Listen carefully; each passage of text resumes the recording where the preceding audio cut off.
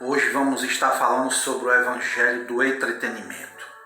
1 Coríntios 14, 26, a Bíblia diz assim: Que fareis, pois, irmãos, quando vos ajuntais, cada um de vós tem salmo, tem doutrina, tem revelação, tem língua, tem interpretação, faça-se tudo para edificação. Nunca o mundo teve tão religioso e as igrejas tão mundanas. Não se faz mais uma distinção de um show e um culto de adoração ao Senhor. Em algumas reuniões, os jovens utilizam muitas vezes gritos, característicos de torcidas de futebol. Eô, Jesus Cristo é o Senhor. Eu já falei, vou repetir, Jesus Cristo que manda aqui, por aí vai. Há igrejas que estão usando púlpitos já com formatos de prancha, de surf, frequentada muitas vezes por jovens que vestem bermudas, que calçam chinelas de dedo, além de exibir as suas tatuagens, os seus pinces, já não se tem mais vergonha. Para arrecadar fundos extra, muitas vezes as igrejas fazem festas juninas, festas de São João, sem conhecer a história de João Batista que perdeu a cabeça, permitindo muitas vezes que os seus membros dancem quadrilha, dancem um arraial evangélico. Até igrejas que estão promovendo Halloween, Dia das Bruxas, alterando o nome para Halloween. Meu Deus do céu, onde vamos parar? O que é o Evangelho do entretenimento? São meros ajuntamentos para gritar, pular, dançar, assobiar, fazer trenzinhos, cantar e cantar. São igrejas semelhantes ao fermento de Herodes. Os herodianos eram liberalistas, eram modernistas, eram secularistas, eram pessoas irreverentes, contextualizadores na sua época, na época de Jesus. Em muitas das igrejas atuais, as adorações são extravagantes. A pregação muitas vezes ocorre para promover o bem-estar nas pessoas. E não já se fala mais na sã doutrina.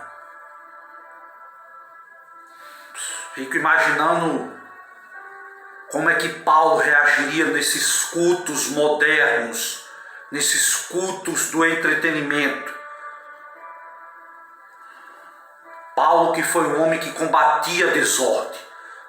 Na igreja de Corinto, pessoas que estavam comendo demais, de São Paulo falou: se alguém tem fome, que coma em casa, para que não se ajunte para a condenação. Paulo mandou o culto ter ordem, ter decência. Nos dias atuais, os propagadores desse evangelho do entretenimento estão imitando os intérpretes mundanos, secularizando cada vez mais a liturgia do culto. Mas a Bíblia diz: guarda o teu pé quando entrares na casa do Senhor teu Deus. Vamos começar pela música. É impossível imaginar um mundo sem música, não é verdade?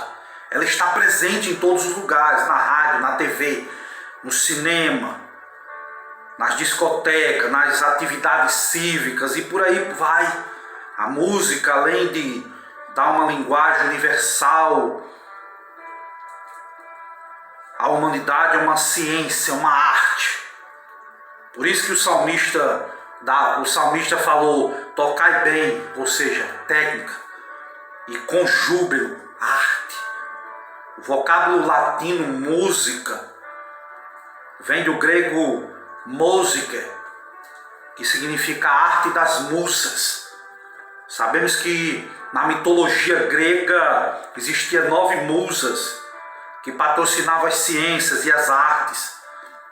Existia Calíope, que era a poesia épica, existia Crio, que era a deusa da história, existia Euterpe, que era a deusa da ciência, da arte, existia a musa da tragédia, existia Thalia, que era a musa da comédia, existia Urânia, que era a musa, a deusa da astronomia, Erato, que era a poesia amorosa, existia Polemnia, que era a deusa dos hinos. Isso tudo na mitologia grega. Segundo os dicionários da língua portuguesa, a música, ela é a arte, ela é a técnica de combinações de maneiras agradáveis aos ouvidos. Para o seguidor de Cristo, a música é muito mais que uma ciência, é muito mais que uma arte, uma forma de expressão. A música é um meio pelo qual se adora ao Senhor. Seja através de cânticos, seja mediante a execução de instrumentos. Acredite se quiser, meu irmão. Você sabia que o rock exige um elevado grau de volume, de som, e o nosso ouvido não suporta um som extravagante, muito alto, não. Já se constatou por meio de estudos científicos que o ouvido humano pode suportar sem prejuízo auditivo as seguintes taxas: 111 décibels, quase 4 minutos, mas se aumentar para 120 décibels já aguenta só cerca de 28 segundos, se aumentar para 129 décibels, 4 segundos, e se for para 138 décibels, o ouvido suporta menos da metade de 1 segundo. Estamos vivendo em igrejas muitas vezes que o som extrapola. Daqui uns dias os irmãos vão ter que usar protetores de ouvido. Cultos fora de ordem, de decência. Existe a guitarra rítmica, quando distorcida, ela confere uma carga emocional agressiva à música. Existe a guitarra solo, por exemplo, que ao acentuar os sons graves e expressividades adequadas, pode levar os ouvintes ao delírio. A bateria tocada de forma exagerada tira do ouvinte a capacidade de raciocínio. O que é que está escrito em Colossenses 3,16? A palavra de Cristo habite em vós abundantemente, em toda sabedoria, ensinando-vos a demonstrando uns aos outros com salmos, hinos, cânticos espirituais, cantando ao Senhor com graça no vosso coração. O que são salmos? Salmo eram os mesmos contidos do Antigo Testamento, transformados em hinos de adoração. O que são hinos? Eram as composições de louvor a Deus e ao Senhor Jesus Cristo. O que são cânticos espirituais? Englobava uma gama de maior composição lírica, inclusive os tipos mencionados que nós acabamos de falar. Para termos certeza de que o Senhor se agrada de um cântico, é necessário ter voz, ter música, ter letra. Devemos submetê-los ao crivo de Filipenses 4:8. Como é que eu sei, irmão Júlio, que a música ela é de Deus? Será que é verdadeira? Será que ela está produzindo o que é honesto? Será que ela está produzindo o que é justo, que é puro, que é amável? Será que está produzindo o que é de boa fama? Será que existe alguma virtude nessa música? Será que existe alguma virtude nesse louvor? Tudo que deve ser feito para a honra e para a glória do nome do Senhor. E a pergunta é de boa fama o rock? Será que é? Desde a origem do rock, esse estilo de música está relacionado à imoralidade, às drogas, o ocultismo, à violência. Basta lembrarmos do slogan sexo, drogas e rock and roll.